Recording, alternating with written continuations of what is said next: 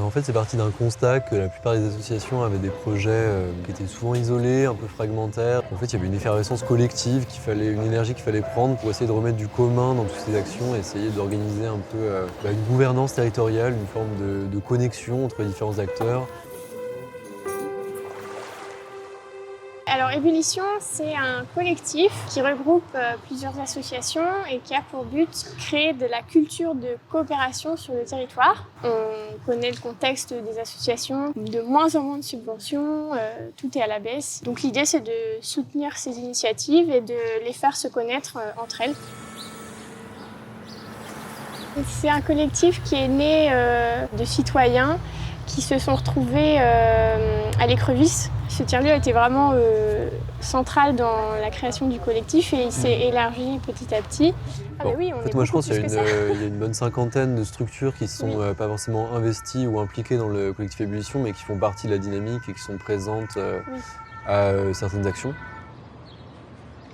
La mission d'Ébullition, c'est de créer de la culture de coopération, de créer des rencontres, des temps d'échange, des soutiens financiers, c'est-à-dire qu'on va aller répondre à des appels à projets avec plusieurs structures, essayer d'arroser les différentes initiatives qui sont présentes sur le bassin alésien. Pour avoir plus de force, pour porter les projets peut-être avec une plus grande échelle et puis vraiment s'organiser collectivement sur le territoire.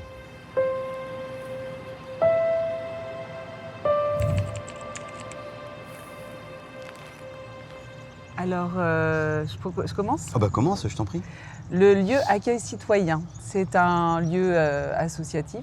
L'idée, c'est vraiment de croiser différents publics, mais en défendant des valeurs d'inclusivité, d'écologie et de solidarité au cœur de ce lieu. Et donc le projet vraiment du Café Asso du Lac, c'était vraiment d'ouvrir cet espace à d'autres associations et de vraiment créer un lieu ouvert à tous, quoi. Les gens qui vont rentrer dans ce café, du coup, ils vont découvrir plein d'acteurs différents. Le mardi, ils vont découvrir une association qui va gérer le café, qui ne va pas être la même que le mercredi, qui ne va pas être la même que le jeudi. Donc l'idée, c'est de montrer un peu la pluralité des associations sur le bassin annécien. L'idée, c'est que ce soit le lieu où vont émerger plein d'autres projets, quoi. Il y a déjà eu des ponts qui se sont faits entre associations et on voit les potentiels. Mais il y a beaucoup de travail, on voit bien avec les quelques interventions qu'on peut avoir sur ce quartier. Il y a beaucoup de chemin à faire pour faire changer un peu les mentalités, refaire vraiment du collectif. Il peut y avoir plus tard un comité de quartier qui va s'intéresser, qu'on puisse échanger avec eux. Le voisinage est tellement important ici sur ce parc. Et moi, au lieu du maire, il y a des gens qu'on ne voit jamais dans les associations. Des voisins, des gens du quartier. Et ils aiment vivement que ça ouvre ce café. Mais ça coûte cher, on vient entre nous, quoi. Et déjà conscient du projet. Un petit peu quand même. Mais qui sont déjà sensibilisés. Parce que là, c'est des gens, je n'aurais pas pensé qu'il y avait autant de gens qui étaient en attente de Je suis d'accord, en même temps, la philosophie, comme le disait... Malgré tous les imprévus, malgré les difficultés, on a réussi à rester solidaires. Il y a eu des retards, il y a eu des échéances, beaucoup de bâtons dans les roues. Déjà, rien que d'être toujours présent là, et puis renforcer, en fait, j'ai envie de dire. On est très pressé de pouvoir rentrer dans les lieux parce que ça va nous permettre vraiment de construire encore plus ce collectif. C'est quand même pour l'instant on avance.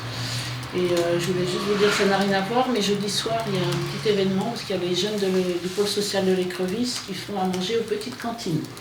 Donc on est assez nombreux pour cuisiner, parce qu'ils sont très motivés, ils gagnent un peu, mais si vous voulez venir manger, il y a encore de la place. Il y a aussi l'enjeu de créer un récit de territoire, une sorte de projet de territoire commun. Et donc dans cette idée-là, le collectif organise des ateliers d'éducation populaire pour traiter les sujets collectivement. Et après, c'est de ressortir de l'information de ça et de porter cette sorte de plaidoyer au fur et à mesure, de faire grandir un peu une sorte de récit commun, une culture collective pour ensuite justement avoir bien répertorié ses besoins et aller vers du soutien et du financement de projets qui sont vraiment au cœur des besoins du territoire, quoi.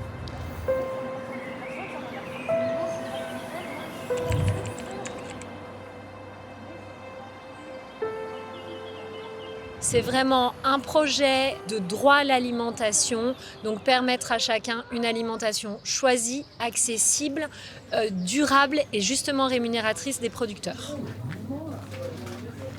L'intérêt des collectifs, c'est qu'il y a plusieurs manières de les saisir, de les intéresser. Comme on représente plein de choses différentes, on peut toujours trouver quelque chose qui les touche.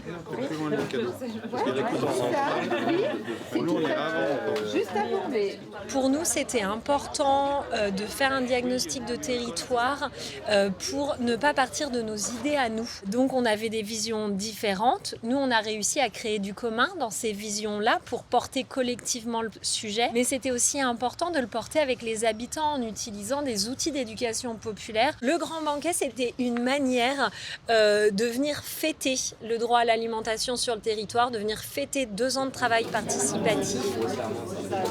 Et eux, je voyais aussi un truc un peu original, enfin, limite on s'en...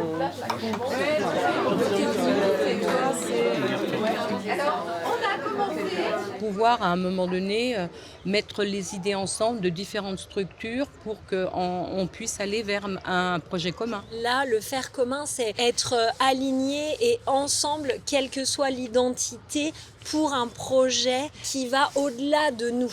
Ça ne nous appartient pas, ça appartient au territoire, mais notre boulot à nous, c'est de permettre que le territoire s'en empare. Je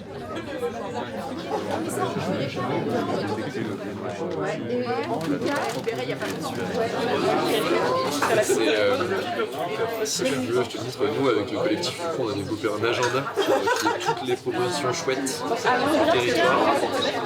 Et ça, c'est national. C'est l'agenda.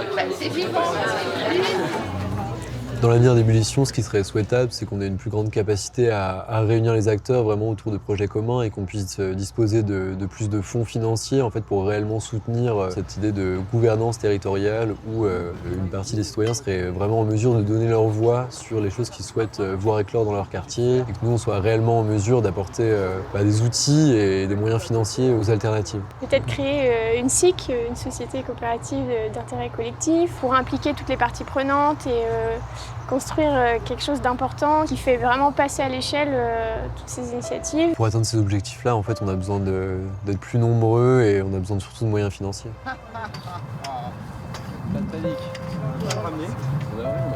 Pousser vers le haut plus que vers...